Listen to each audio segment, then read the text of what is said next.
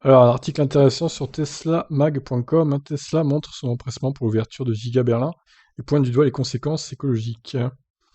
L'utilisateur Alex Voigt sur Twitter a rapporté une déclaration de Tesla sur les retards de Giga Berlin, la future usine de fabrication de Tesla en construction près de Grünheide en Allemagne. Selon Tesla, pour chaque mois de retard dans la construction, on peut s'attendre à ce que les émissions de CO2 en Allemagne et en Europe soient supérieures de plus d'une mégatonne. Ok. Alors que l'usine était censée ouvrir ses portes en juillet 2021, Tesla avait finalement repoussé l'ouverture pour la fin 2021.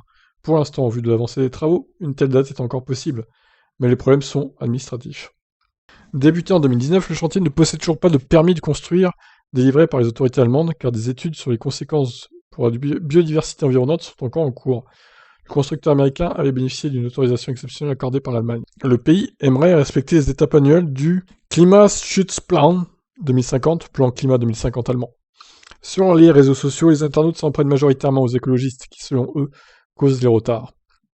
Les militants écologistes soulèvent des débats importants qui doivent être débattus et étudiés avant d'autoriser la construction finale, comme n'importe quelle autre entreprise de cette ampleur. Beaucoup de critiques à l'encontre de Giga Berlin viennent de l'enquête publiée par la chaîne de télévision ZDF.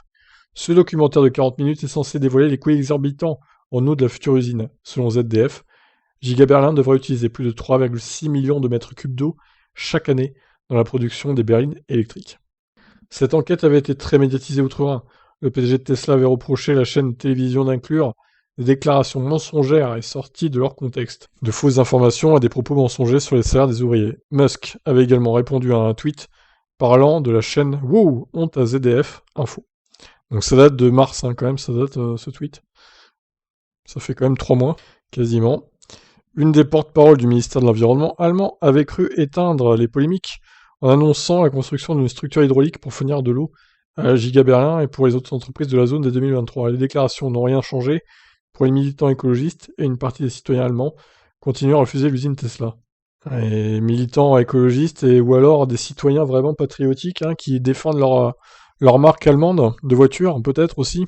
Même si ces critiques sont légitimes, nous n'avons actuellement aucune idée de la conso en eau des autres géants de l'automobile allemand qui continuent à rouler à l'essence par exemple. Aucun moyen de comparaison avec les grandes usines allemandes, Rastad de Mercedes par exemple.